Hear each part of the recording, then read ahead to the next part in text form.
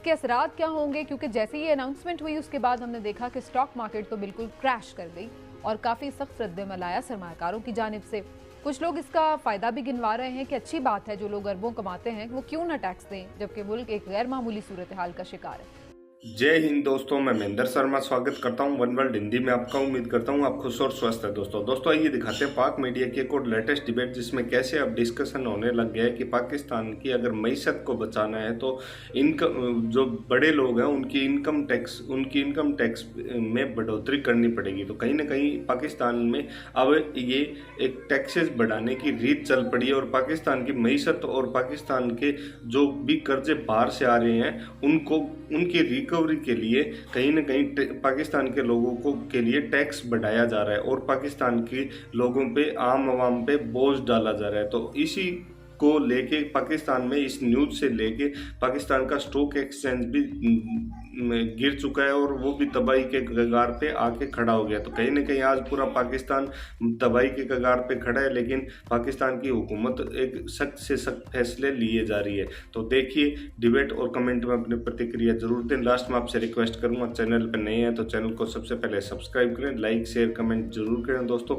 जय हिंद, वंदे मातरम, भारत माता की जय। दोस्तों नजर आया हमें कि बिल्कुल स्टॉक मार्केट क्रैश कर गई, तो उससे तो ये अंदाजा हो रहा है कि रेजिस्टेंस शो की गई है इस अनाउंसमेंट के ऊपर।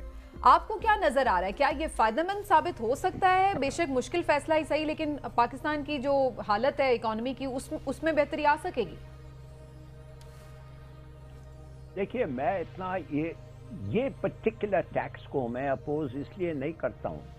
हालांकि इकराम साहब ने बिल्कुल सही कहा कि 40% कॉर्पोरेट टैक्स है हमारे मुल्क में, 39% एक्चुअली है, और 40% और 39% बहुत हैं। और बिल्कुल सही कहा कि 23% होना चाहिए, और बिल्कुल सही कहा कि ये रिग्रेसिव टैक्स है, प्रोग्रेसिव टैक्स नहीं है। मगर ये जो tax, let's look at this tax, ये जो 10%, 4% एक सुपर टैक्स इन्होंने लगाया है 13 इंडस्ट्रीज पे, जिससे 6% एक्स्ट्रा उन्होंने लगाया है steel, cement, oil, gas, fertiliser, बिजली, ऑटोमोबाइल और शायद एक और। अब मैं आपको ये कहना चाहता हूं, ये टैक्स किस पे लगा है? ये टैक्स जो प्रॉफिट उनका इस साल डिक्लेयर हो गया है, ये नहीं इन फ्यूचर, ये इस साल का टैक्स जो इस साल का जो प्रॉफिट इनका डिक्लेयर हो गया है उस पे लगा है। अच्छा, और 1% जो लगेगा 15 करोड़ पे, और 2% 20 पे, और 3% 25 पे, ये लग रहा है BISP के लिए, बेनजीर इनकम सपोर्ट्स प्रोग्राम के लिए, बकौल गवर्नमेंट। तो मैं ये समझता हूं कि ये पास ऑन तो नहीं कर सकते इन लोग। ये पास ऑन कैसे करेंगे? इन्होंने प्रॉफिट्स डिक्लेयर किया है, 10% टैक्स इनको वो प्रॉफिट डिक्लेयर से ये ले लेंगे। अब आप कह रहे हैं कि उनके जो 10% कम हुआ है वो कीमतों में बुढ़ा देंगे अगले दफे, मे बी, बिल्कुल सही, मगर एक कोई कंट्रोल उस पे होना चाहिए अगर ये उनका है। और अगर वो करेंगे तो शायद उनका कम सामान बढ़ेगा, बिकेगा।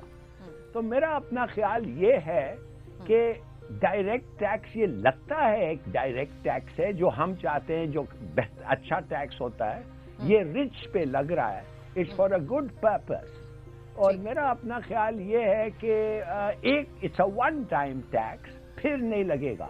मगर यस, हमारा एम और एम्बिशन ये था इस बजट में कि हम पता करते कि ये टैक्स नेट कैसे वाइडन करेंगे, कुछ नहीं है उसके ऊपर। और जो अमीर ट्रेडर्स हैं, इनके दोस्त, ये नून के दोस्त जो हैं, रिच ट्रेडर्स, उन पे टैक्स, वो टैक्स नेट पे नहीं आ रहे।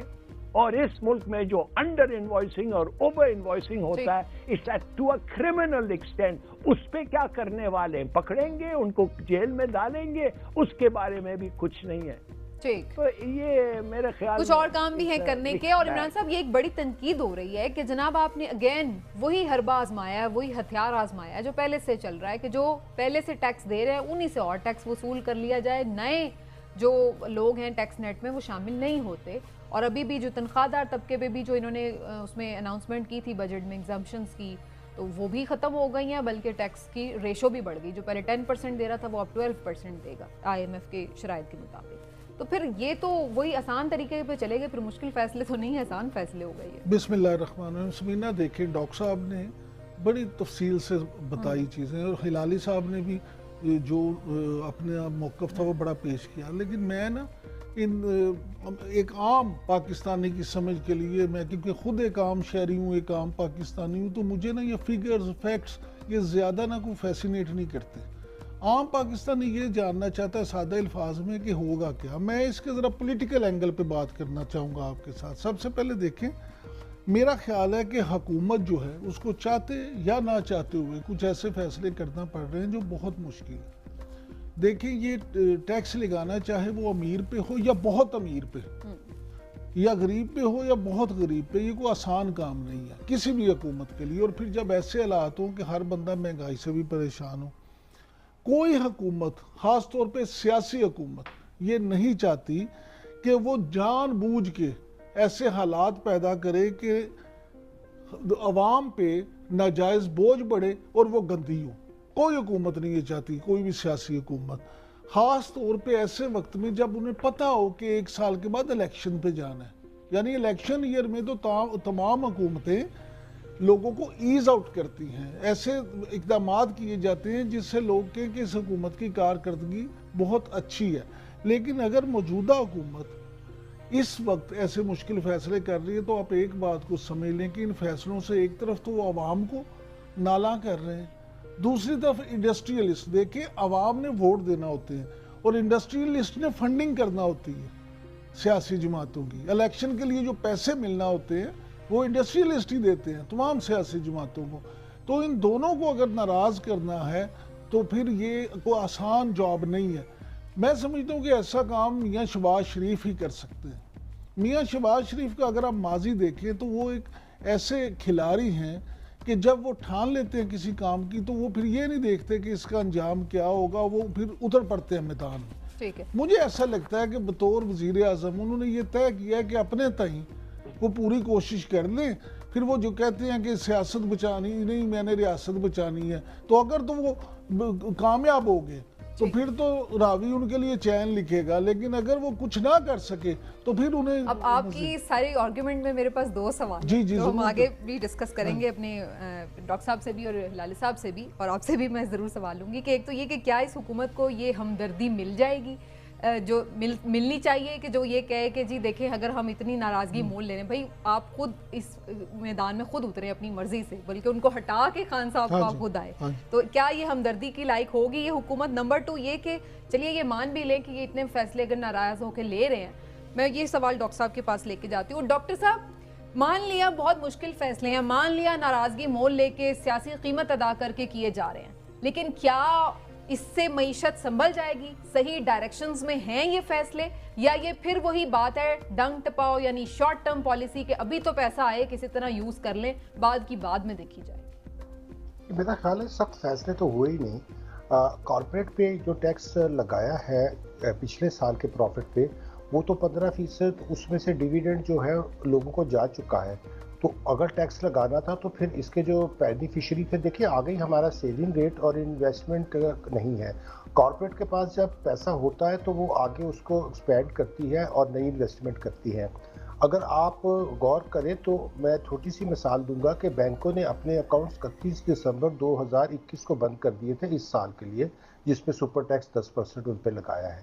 اس کا مطلب ہے کہ وہ آلریڈی شیئر ہولڈرز کو اور ڈائریکٹرز کو اور جو کھاتے دار تھے ان کو پیسے دے چکے ہیں، تو وہ تو پیسہ ان کے پاس نہیں ہے۔ اب جب آپ نے ریٹروسپیکٹیولی لگایا تو اس کا مطلب ہے کہ وہ جو اس سال آپ کی ریٹرن کے ساتھ پیسہ دیں گے، اگر ان کے پاس وہ کیش نہیں ہے تو وہ یا تو کہیں سے بورو کریں گے یا کوئی ایسٹ بیچیں گے۔ تو سخت فیصلہ یہ ہوتا کہ جو امیر لوگ تھے جن کے پاس نیٹ ویلتھ، اب دیکھیے سارے پارلیمنٹس کی آپ ذرا نیٹ ویلتھ دیکھیے جو ٹیکس ٹریکٹری میں آتی ہے اور ان کا ٹیکس دیکھیے، انہوں نے اپنے اوپر تو کوئی ایسا ٹیکس نہیں لگایا جس سے ان کی دولت جو ہے وہ پرائیویٹ ہاتھوں سے نکل کر پبلک ہاتھوں میں آ جاتی۔ الٹا یہ ہوا ہے کہ پرائیویٹ کے پاس جو پیسہ پروڈکٹیو سیکٹر میں لگنا تھا وہ پبلک میں، گورنمنٹ کی ان ایفیشینٹ گورنمنٹ کے پاس آ گیا ہے۔